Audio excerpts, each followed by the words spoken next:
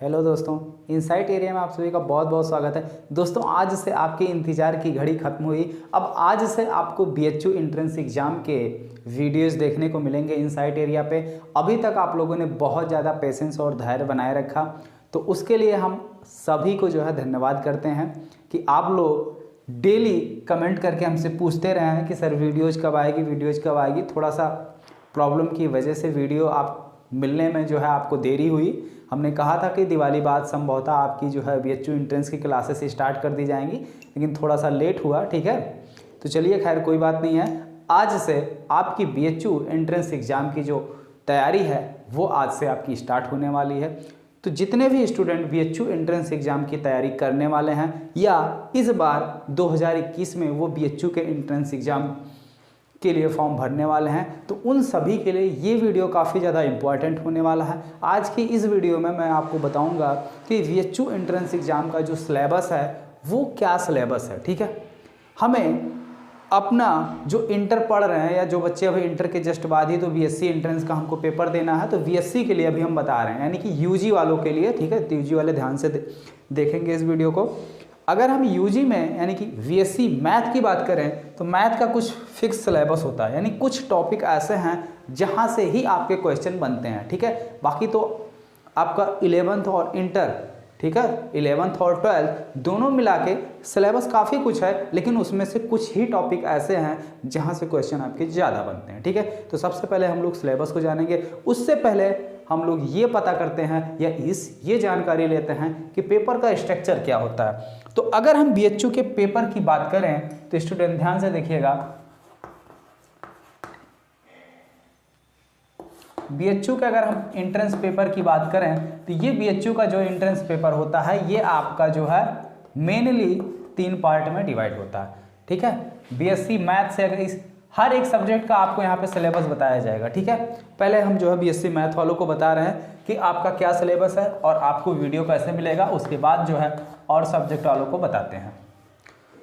तो जो BSc math का सिलेबस है इसमें टोटल जो है आपके 150 क्वेश्चन होते हैं। ठीक है, 150 क्वेश्चन होते हैं और मैक्सिमम मार्क्स जो है आपका कितना होता है, मैक्सिमम मार्क्स आपका होता है 450।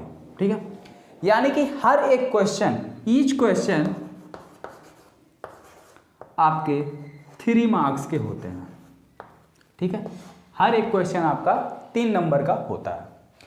तो इस 150 यानी कि 150 क्वेश्चन में आपके 50 क्वेश्चन जो है केमिस्ट्री के होंगे,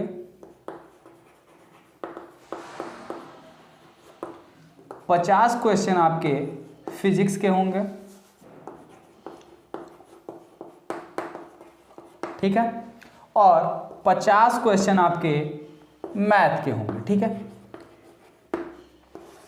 तो यहां पे जो टीचर आपको जो सब्जेक्ट पढ़ाएगा, जैसे अभी मान लीजिए हम आपको मैथ बताने वाले हैं। ठीक है, तो आपका मैथ स्टार्ट करने से पहले हम बताएंगे आपको कि मैथ के सिलेबस में यानी कि मैथ में आपको कौन कौन से चैप्टर अच्छे से तैयार करने हैं और उसको किस तरीके से तैयार करना है। अब ये नहीं कि हमें फार्मूले चैप्टर के याद हो गए हैं तो चैप्टर हमें अच्छे से तैयार हो गया। स्टूडेंट देखिए, ये कॉम्पिटिटिव है। ठीक है, ये कंपटीशन का दौर इस समय बहुत ज़्यादा बढ़ चुका है। तो यहाँ पे हमें चीज़ों को, जैसे मान लीजिए थोड़ा सा डेली लाइफ से इसको जोड़ते हैं, और जैसे मान लीजिए हमें रेस में आगे निकलना है। ठीक है, अब आगे कोई नाला या नाली कुछ भी अगर आपके रास्ते में पड़ रहा है तो आप क्या करेंगे, उसको जंप करने की कोशिश करेंगे, या छोटे छोटे ऐसे बहुत सारे जो है आपके डिस्टर्बेंस मिलेंगे तो आप उसको क्या करेंगे, जंप करने की कोशिश करेंगे।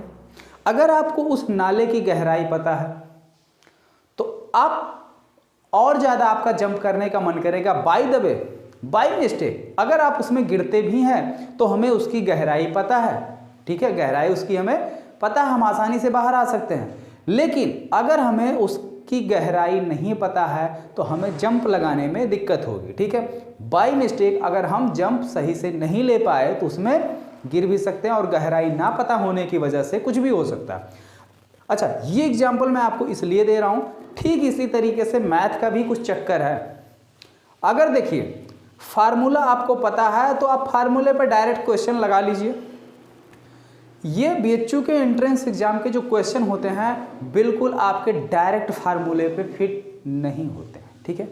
थोड़ा सा क्वेश्चन अलग दिशा में होता है, यानी थोड़ा सा क्वेश्चन डाइवर्ट होता है, बस उसी को हमें समझना है। और क्वेश्चन किस डायरेक्शन में डाइवर्ट है या उसको हम कैसे समझेंगे, उसके लिए सबसे ज़्यादा आपको ज़रूरी यह है कि जो भी फार्मूला आप यूज कर रहे हैं उसका डेरिवेशन आपको अच्छे से पता होना चाहिए। अब वही डेरिवेशन गहराई से है, ठीक है, यानी जो फार्मूला आप यूज कर रहे हैं उसकी गहराई तक उसको आप अच्छी तरीके से वो आपको पता होना चाहिए। अगर आपको हर एक फार्मूले की गहराई यानी कि फार्मूले का डेरिवेशन आपको अच्छे से पता है तो कोई भी क्वेश्चन हो आप उसको चाहे शार्ट में करने की कोशिश करें या बाई फार्मूले से सॉल्व करने की कोशिश करें, फटाफट आपका लगता चला जाएगा, ठीक है।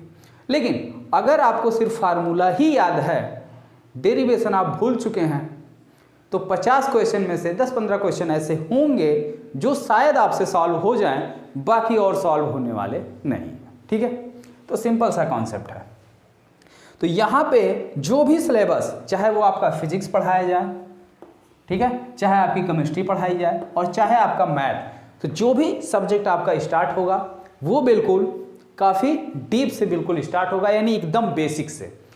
आपको एकदम बेसिक से जीरो लेवल से लेके चलेंगे, ठीक है, जीरो से हाई की तरफ हम लोग बढ़ेंगे, एकदम 1 बाय 1 स्टेप टू स्टेप जो है आपको चीज़ें यहाँ पर समझाई जाएंगी, जिससे आपको समझने में कहीं पर भी दिक्कत ना आए।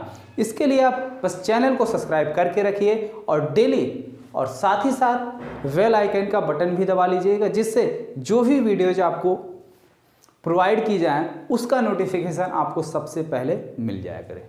ओके स्टूडेंट, तो चलिए बात करते हैं यहाँ पे हम मैथ के सिलेबस की। मैथ में कौन कौन सा टॉपिक हमको पढ़ना है, ठीक है, और कौन सा टॉपिक आपका स्टार्ट किया जाएगा सबसे पहले। 1 बाय 1 करके सारे टॉपिक हमें यहाँ पे कवर करने हैं, जैसा कि आपका सिलेबस बोर्ड पे लिखा गया है। अगर आपको सिलेबस का स्क्रीनशॉट लेना है या इसको नोट करना है तो हम थोड़ा सा साइड हो जाते हैं, आप लोग आराम से इसका स्क्रीनशॉट ले लीजिए, ठीक है, हो गया। चलिए देखिए, हमें जो सिलेबस में देखना है, सबसे पहले हमें पढ़ना तो है डिफरेंशियल इक्वेशन, यानी कि अवकल समीकरण के बारे में, ठीक है। हमें अवकल समीकरण के बारे में जानना है, अवकल समीकरण। यहाँ पे देखिए स्टूडेंट, ना तो आपको पर्टिकुलर इंग्लिश में पढ़ाया जाएगा, ना तो आपको पर्टिकुलर हिंदी में। आपको यूपी बोर्ड या सीबीएसई बोर्ड या किसी भी बोर्ड से हैं, सभी को कंबाइन करके दी, ठीक है, सभी के लिए पढ़ाया जाएगा, यानी बाइलिंगुअल पढ़ाया जाएगा, इंग्लिश में भी और हिंदी में, दोनों ही भाषाओं का प्रयोग किया जाएगा।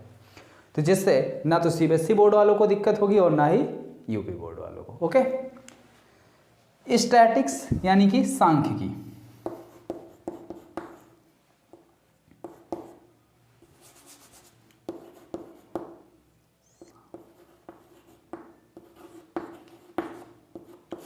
ठीक है, सांख्यिकी।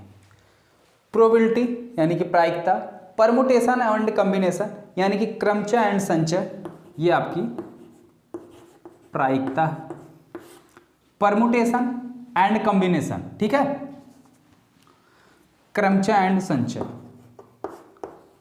क्रमचय और संचय। अगला है इंटीग्रल कैलकुलस, ठीक है, इंटीग्रल कैलकुलस है। मैथमेटिकल इंडक्शन है, मैथमेटिकल इंडक्शन कहने का मतलब गणितीय आगमन। कॉम्प्लेक्स नंबर, समृद्ध संख्याएं, ठीक है, कॉम्प्लेक्स नंबर का मतलब हो गया समृद्ध संख्याएं, जिसमें आई, ठीक है, कॉम्प्लेक्स नंबर हमारा a प्लस आई बी के फॉर्म का होता है, ये नंबर हमारा क्या कहलाता है, कॉम्प्लेक्स नंबर। तो इस पर भी क्वेश्चन जो है आपके बनते हैं। सेट, समुच्चय, ठीक, रिलेशन एंड फंक्शन, संबंध एवं फलन, जो कि आपके क्लास 11 और क्लास 12 दोनों के लिए ये आपका पहला चैप्टर, रिलेशन एंड फंक्शन और सेट, ठीक है, आपको थोड़ा थोड़ा पढ़ने को मिलेगा। मैथमेटिकल रीजनिंग, ट्रिग्नोमेट्री यानी कि त्रिकोणमिति, ठीक है, त्रिकोणमिति। यहाँ पे 3 डायमेंशनल कोऑर्डिनेट ज्योमेट्री यानी त्रिविम ज्यामिति, ठीक है, त्रिविम ज्यामिति पढ़नी है हमको। 3 डायमेंशनल कोऑर्डिनेट ज्योमेट्री। नेक्स्ट देखना है binomial theorem and its application, binomial theorem और उसके अनुप्रयोग, यानी बाइनोमियल थ्योरम का हमें प्रयोग किस तरीके से करना है ये भी हमें काफ़ी अच्छे से पता होना चाहिए, ठीक है। क्योंकि बाइनोमियल थ्योरम को अगर हम प्रूफ करने बैठेंगे तो फिर तो हमारे, क्योंकि देखिए 150 क्वेश्चन होते हैं और टोटल आपको 3 घंटे का समय मिलता है, ठीक है, 3 घंटे का समय मिलता है, यानी कि 180 मिनट का आपको टाइम मिलता है। अब उसी 180 मिनट में आपको 150 क्वेश्चन करने होते हैं, तो अगर ध्यान से देखा जाए तो किसी भी डिवाइड करके आप चेक कर लो, 1 मतलब ढंग से 1.5 मिनट का भी टाइम एक क्वेश्चन पर नहीं मिल रहा, यानी मान के चलो 1 घंटे के अंदर, सॉरी 1 मिनट के अंदर एक क्वेश्चन करने की कोशिश करो।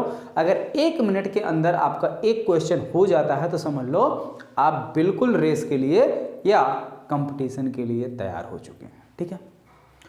और यहाँ पे एक सबसे जो अहम बात आपके लिए है और सबसे ज़्यादा इम्पॉर्टेंट भी है, यहाँ पे सिलेबस के साथ साथ जैसे जो टॉपिक, जैसे मान लो मैंने सबसे पहले पढ़ाया आपको इंटीग्रल कैलकुलस, ठीक है। अब इंटीग्रल कैलकुलस जैसे ही पूरा होगा उसकी प्रैक्टिस सेट आपको मिल जाएगी, ठीक है। खुद को प्रैक्टिस कीजिए और कोशिश कीजिए कि हर एक क्वेश्चन 1 मिनट के अंदर सॉल्व हो जाए, ठीक है। इतना ज़्यादा प्रैक्टिस कर लीजिए कि क्वेश्चन 1 मिनट के अंदर आपको सॉल्व कर ले जाएं, तब तो समझ लीजिए बहुत अच्छी बात है। और जैसे ही पूरा सिलेबस कंप्लीट होगा आपको 5 ईयर के BHU एंट्रेंस एग्जाम के पेपर जो है सॉल्व करवाए जाएंगे, इससे आपका और ज़्यादा कॉन्फिडेंस बढ़ेगा, ठीक है। तो ये सारी चीज़ें जो है यहाँ पे करवाई जाएंगी। तो आप अगर BHU एंट्रेंस एग्जाम की तैयारी कर रहे हैं तो आप इस चैनल को सब्सक्राइब करके रखिए, बहुत ज़्यादा इस चैनल से आपको मदद मिलने वाली है। चलिए आगे देखते हैं। अगला है पॉइंट मैट्रिक्स, ठीक है। तो अब इसमें हमें नेक्स्ट पॉइंट पढ़ना मैट्रिक्स, यानी कि आप व्यू, determinants, सार्डिक,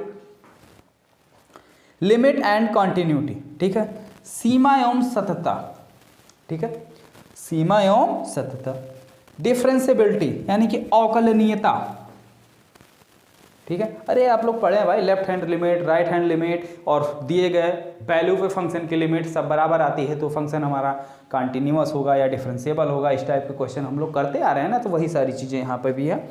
coordinate geometry, coordinate geometry, vector algebra यानी कि सदिश बीजगणित, सीक्वेंस एंड सीरीज, ठीक है, सीक्वेंस एंड सीरीज। तो ये आपके मैथ का सिलेबस है स्टूडेंट। अब हफ्ते में 2 वीडियोज आपको प्रोवाइड किए जाएंगे, ठीक है। मैथ की हफ्ते में 2 वीडियो आपको मिलेगी और दिसंबर में आपके फिजिक्स की भी वीडियो मिलना शुरू हो जाएगी, ठीक है।